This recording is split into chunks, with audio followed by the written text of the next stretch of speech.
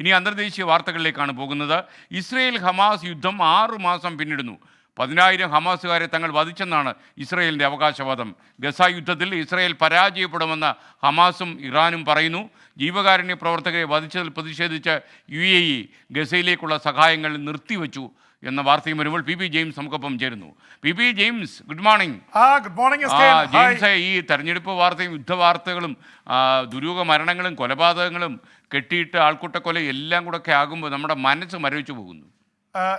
നല്ല വാർത്തകൾ പറയണമെന്ന് ആഗ്രഹമുണ്ട്. പക്ഷേ സങ്കടപ്പെടുത്തുന്ന ഈ ദുരന്തത്തിൻ്റെ വാർത്തകളാണ് പലപ്പോഴും രാവിലെ പറയേണ്ടി വരുന്നതിൽ ദുഃഖമുണ്ട്. പക്ഷേ ഇപ്പോൾ ഇസ്രായേൽ ഹമാസ് യുദ്ധം ഇന്നത്തെ ദിവസത്തോടെ 6 മാസം തികയുകയാണ്. 6 മാസം നീണ്ട യുദ്ധത്തിൽ 33,100-ലേറെ പേർ കൊല്ലപ്പെട്ട് കഴിഞ്ഞു. അതിൽ 23,000-ലേറെ പേരും സ്ത്രീകളും കുട്ടികളുമാണ്. ഇപ്പോൾ 10,000 പേരാണ് സ്ത്രീകളും കുട്ടികളുമല്ലാതെ വധിക്കപ്പെട്ടത്. അതിൽ തന്നെ പുരുഷന്മാരായിട്ടുള്ള സാധാരണക്കാരായിട്ടുള്ള മനുഷ്യരുണ്ട്. പക്ഷേ ഇസ്രായേൽ അവകാശപ്പെടുന്നത് 10,000 ഹമാസിൻ്റെ പ്രവർത്തകരെ അവർ വധിച്ചു. ഒരുപാട് ടണലുകൾ, 400-ലേറെ ടണലുകളുടെ ഷാഫ്റ്റുകൾ തകർത്ത് കളഞ്ഞു. അതുപോലെ തന്നെ 500 കിലോമീറ്ററോളം നീളുന്ന 3011 മൈലുള്ള ഒരു നെറ്റ്വർക്കാണ്, തുരങ്കങ്ങളുടെ ഒരു നെറ്റ്വർക്കാണ് ഗസയിലുള്ളത്. അതിലെ ഭൂരിഭാഗവും നശിപ്പിച്ചുവെന്നൊക്കെയാണ് ഇസ്രായേൽ അവകാശപ്പെടുന്നത്. പക്ഷേ ഇൻ്റർനാഷണലി നമുക്ക് കിട്ടുന്ന അതിനെക്കുറിച്ചുള്ള വിലയിരുത്തൽ യഥാർത്ഥത്തിൽ ഏതാനും ആഴ്ച കൊണ്ട് ഇത് പിടിച്ചടക്കാൻ കഴിയുമെന്നുള്ള പ്രതീക്ഷയിലാണ് ഒക്ടോബർ 7-ന് അവർ ഗസയിലേക്ക് യുദ്ധം ആരംഭിച്ചത്. ഇപ്പോൾ 6 മാസം കഴിഞ്ഞിട്ടും 1/3 ഹമാസിൻ്റെ പ്രവർത്തകരെ പോലും അവർക്ക് പിടികൂടാൻ കഴിഞ്ഞിട്ടില്ല. വളരെ പ്രമുഖരായിട്ടുള്ള നേതാക്കൾ, യാഹ്യ സിൻവാർ അടക്കമുള്ള, ഇസ്മായിൽ അടക്കമുള്ള പ്രമുഖരായിട്ടുള്ള ഹമാസിൻ്റെ നേതാക്കളെ ഒന്നും അവരെ പിടികൂടാൻ കഴിഞ്ഞിട്ടില്ല. അവർ ഈജിപ്തിലോ മറ്റു രാജ്യങ്ങളിലൊക്കെ അഭയം പ്രാപിച്ചിരിക്കുകയാണ്. ചിലർ അവിടെ തന്നെ ഉണ്ടെന്ന് പറയുന്നു. ബന്ദികളായിട്ടുള്ള ഏതാണ്ട് 134 പേർ ഇപ്പോഴും ഇവരുടെ കൈവശമുണ്ടെന്നാണ് ഇസ്രായേൽ പറയുന്നത്. അതിൽ 34 പേർ കൊല്ലപ്പെട്ടുവെന്ന് ഇസ്രായേൽ തന്നെ സമ്മതിച്ചിട്ടുണ്ട്. അതിനേക്കാൾ കൂടുതൽ പേർ കൊല്ലപ്പെട്ടു ബന്ദികളെന്ന് ഇവരും പറയുന്നു, ഹമാസും പറയുന്നു, സ്കെയിൻ. അപ്പോൾ ഈ സാഹചര്യത്തിൽ യഥാർത്ഥത്തിൽ യുദ്ധം ഇപ്പോഴും തീരില്ല എന്നുള്ള അവസ്ഥയാണുള്ളത്.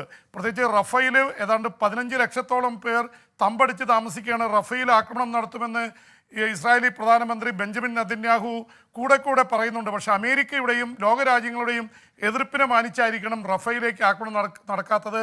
റഫേൽ ഇപ്പോൾ ആക്രമണം നടത്തിയാൽ 10,000-കണക്കിന് ആൾക്കാർ മരണമടയുന്ന അവസ്ഥയുണ്ടാവും. എന്തായാലും അതിനെതിരെ അതിശക്തമായിട്ട് ഐക്യരാഷ്ട്രസഭയും ലോകരാജ്യങ്ങളൊക്കെ പറഞ്ഞതുകൊണ്ടായിരിക്കണം അവർ ചെയ്യാത്തത്. ഏറ്റവും വലിയ സങ്കടകരമായിട്ടുള്ള കാര്യം SKN ഈ UAE-യുടെ സഹായത്തോടെ, അതുപോലെ തന്നെ മറ്റു അറബ് രാജ്യങ്ങളുടെ സഹായത്തോടെ, അമേരിക്കയുടെ വേൾഡ് സെൻട്രൽ കിച്ചൻ്റെ സഹായത്തോടെയൊക്കെ ഇവിടേക്ക് സഹായം എത്തിയിരുന്നു. അതൊക്കെ നിലച്ച മട്ടാണ്. ഒരു കപ്പൽ സഹായവുമായിട്ട് സൈപ്രസിൽ നിന്ന് എത്തി വേൾഡ് സെൻട്രൽ കിച്ചൻ്റെ 7 ജീവകാരുണ്യ പ്രവർത്തകരെ കൊലപ്പെടുത്തിയതിൻ്റെ പേരിൽ അത് തിരിച്ചുപോയി. ഇനി ജീവകാരുണ്യ പ്രവർത്തകരെ കൊലപ്പെടുത്തിയതിൻ്റെ പേരിൽ UAE-യും ഗസയിലേക്കുള്ള സഹായം നിർത്തിയിരിക്കുകയാണ്. ചെയ്തതൊക്കെ ഇസ്രായേലാണ്, പക്ഷേ അനുഭവിക്കുന്നത് പാവപ്പെട്ട ഗസയിലെ ജനങ്ങളാണ് എന്നുള്ളതാണ് അവസ്ഥ. അവിടെ പട്ടിണി മരണങ്ങൾ കൂടുന്നു, ആക്രമണങ്ങൾ കൂടുന്നുണ്ട്. ഏതാണ്ട് 80ഓളം പേർ കഴിഞ്ഞ 24 മണിക്കൂറിലും കൊല്ലപ്പെട്ടിട്ടുണ്ട്. SKN യുദ്ധം മുന്നോട്ട് പോവുകയാണ്. ജോ ബൈഡൻ പറഞ്ഞതിന് ശേഷം മറ്റ് ഇസ്രായേലി പ്രധാനമന്ത്രി ഇടപെട്ട് 2 കേന്ദ്രങ്ങൾ തുറന്നിട്ടുണ്ട്, റൂട്ടുകൾ തുറന്നിട്ടുണ്ട് ഭക്ഷണം കൊണ്ടുവരാനായിട്ട്. പക്ഷേ അതിലൂടെ അത് പോരാ എന്നാണ് ഐക്യരാഷ്ട്രസഭയുടെ സെക്രട്ടറി ജനറൽ അന്റോണിയോ ഗുട്ടറസ് തന്നെ പറഞ്ഞിരിക്കുന്നത്. എന്തായാലും ഗസ വീണ്ടും ഒരു ദുരന്തവും ദുഃഖവുമായി തുടരുകയാണ്. ജെയിംസ്, ഇനി യുക്രൈനിലേക്ക് പോയ റഷ്യൻ വ്യോമത്താവളത്തിൽ യുക്രൈൻ നടത്തിയ ആക്രമണത്തിൽ 20 പേർ കൊല്ലപ്പെട്ടു എന്ന വാർത്ത വരുന്നുണ്ടല്ലോ. മാത്രമല്ല യുക്രൈനിലെ സപ്രോഷ്യയിൽ റഷ്യ തിരിച്ചും ആക്രമിച്ചു എന്ന വാർത്ത വരുന്നു. അവിടെയും 2 പേർ കൊല്ലപ്പെട്ടു എന്ന വാർത്തയുണ്ട്. എന്താണ് യുക്രൈനിലെ ഏറ്റവും ലേറ്റസ്റ്റ് ആയ അപ്ഡേറ്റ്? ഇസ്രായേൽ ഹമാസ് 6 മാസമാണെങ്കിൽ ഇത് 2 മാസത്തിലേറെയായി, 2 കൊല്ലത്തിലേറെയായി ഉക്രൈൻ യുദ്ധം നടന്നുകൊണ്ടിരിക്കുകയാണ്. ഇപ്പോൾ ഉക്രൈന് ഒരുപാട് തിരിച്ചടികൾ കിഴക്കൻ ഉക്രൈനിൽ നേരിട്ടുകൊണ്ടിരിക്കുകയാണ്. കൈവിട്ട കളിയെന്നോണം 40-ലേറെ ഡ്രോണുകൾ അയച്ച് വലിയ അറ്റാക്ക് റഷ്യൻ നഗരത്തിൽ നടത്തിയിരിക്കുന്നത്. പ്രത്യേകിച്ച് ബെൽഗോ റോഡും അതുപോലെ തന്നെയുള്ള അടുത്ത നഗരങ്ങളിലുമാണ് ആക്രമണങ്ങൾ നടത്തിയിട്ടുള്ളത്. അവിടെ ഒരു വ്യോമത്താവളത്തിൽ ഉക്രൈൻ സേന ഡ്രോണുകൾ അയച്ച് നടത്തിയ ആക്രമണത്തിൽ അവിടെ 6 യുദ്ധവിമാനങ്ങൾ റഷ്യയുടെ തകർന്നു. 20-ലേറെ സൈനികർ കൊല്ലപ്പെട്ടുവെന്നാണ് ഉക്രൈൻ അവകാശപ്പെടുന്നത്. പക്ഷേ അത് റഷ്യ അതിനെക്കുറിച്ച് മൗനം പാലിക്കുകയാണ്. എന്തായാലും തിരിച്ചടിയിൽ സപ്രോഷ്യ ഏറ്റവും വലിയ ന്യൂക്ലിയർ പ്ലാന്റ് ഉള്ള സഫ്രോഷിയിൽ നടത്തിയ ആക്രമണത്തിൽ 2 പേർ കൊല്ലപ്പെട്ടു, നിരവധി പേർക്ക് പരിക്കേറ്റിട്ടുണ്ട്. അവരെ രക്ഷിക്കാൻ ശ്രമിക്കുന്നതിനിടയിൽ വീണ്ടും 2 മിസൈലുകൾ കൂടി റഷ്യ അയച്ചിരുന്നു. നിരവധി പേർക്ക് പിന്നെയും പരിക്കേറ്റുവെന്ന വാർത്തകൾ കൂടി മണിക്കൂറുകളിൽ വരുന്നുണ്ട്. സ്കെയിൻ എന്തായാലും അടി തിരിച്ചടി എന്ന രീതിയിലാണ് പോകുന്നത്. റഷ്യൻ പ്രസിഡന്റായിട്ട് വീണ്ടും തിരഞ്ഞെടുക്കപ്പെട്ട പുടിൻ കൂടുതൽ ആവേശത്തിലാണ്. അതുകൊണ്ട് തന്നെ കിഴക്കൻ ഉക്രൈനിൽ റഷ്യ മുന്നേറുന്നു കരയുദ്ധത്തിൽ എന്ന വാർത്തയാണ് വരുന്നത്. വേണ്ടത്ര ആയുധങ്ങളില്ലാതെ ഉക്രൈൻ സേന വലയുകയാണ്. നാറ്റോ സഹായം കൊടുക്കാമെന്ന് പറഞ്ഞിട്ടുണ്ട്. അതേസമയം നാറ്റോയുടെ സൈന്യത്തെ ഇറക്കിയാൽ കടുത്ത തിരിച്ചടി ഉണ്ടാവും, വേണ്ടിവന്നാൽ ആണവായുധം വരെ പ്രയോഗിക്കുമെന്നുള്ള ഭീഷണി റഷ്യയുടെ ഭാഗത്ത് നിന്ന് നിൽക്കുന്നുണ്ട്. എന്തായാലും യുക്രൈൻ യുദ്ധം 2 വർഷം കഴിഞ്ഞിട്ടും ഒരു തരത്തിലുള്ള വെടിനിർത്താനുള്ള സാധ്യതകളും കാണുന്നില്ല.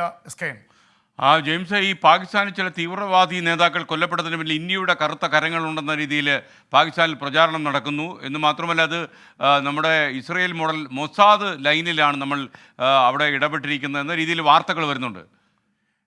സ്കെയിൻ ഇന്ത്യയെക്കുറിച്ച് പല ലോകരാജ്യങ്ങളിലുമുള്ളതാണ്. പഴയ ഇന്ത്യയല്ല. ഇന്ത്യയെ കയറി അടിച്ചാൽ തിരിച്ചടി നടത്തുന്നത് വളരെ രഹസ്യമായും പ്ലാൻഡായിട്ടാണ്. അത് ഇസ്രായേലിൻ്റെ മൊസാദിൻ്റെ രീതിയിൽ ഇന്ത്യ തിരിച്ചടിക്കുന്നു എന്നുള്ള ആരോപണം അത് ഏറ്റവും ശക്തമായി വന്നത് കാനഡയിൽ നിന്നാണ്. നമുക്കറിയാം, അവിടെ ഖാലിസ്ഥാൻ നേതാവ് നിജാറിനെ കൊലപ്പെടുത്തിയതുമായി സംബന്ധിച്ച് ഇന്ത്യയാണ് അതിൻ്റെ പിറകിലെന്ന് കനേഡിയൻ പ്രധാനമന്ത്രി ജസ്റ്റിൻ ട്രൂഡോ ആരോപിച്ചിരുന്നു. ഒരു വിവാദമായി ഇന്ത്യയും കാനഡയും തമ്മിലുള്ള ബന്ധം തന്നെ വഷളായി.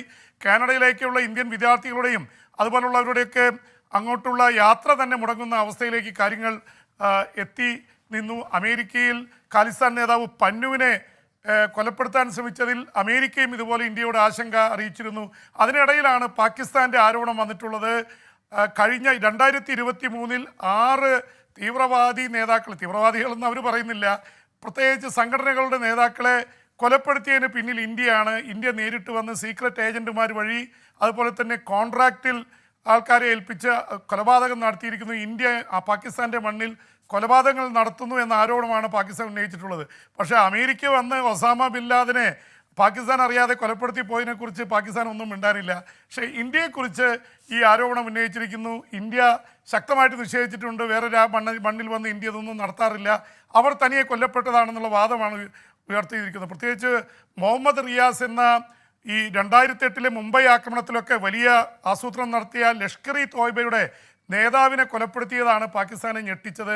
ആ കൊലപാതകം ഇന്ത്യയുടെ കൈകളുണ്ടെന്നുള്ള ആരോപണമാണ്. നേരത്തെ തന്നെ ബലൂചിസ്ഥാൻ അവിടുത്തെ പ്രവർത്തകരുടെയും പല സംഘടനകളുടെയും പിന്നിൽ ഇന്ത്യയാണെന്നുള്ള ആരോപണം പാകിസ്ഥാൻ നിരന്തരമായിട്ട് ഉന്നയിക്കുന്നുണ്ട്.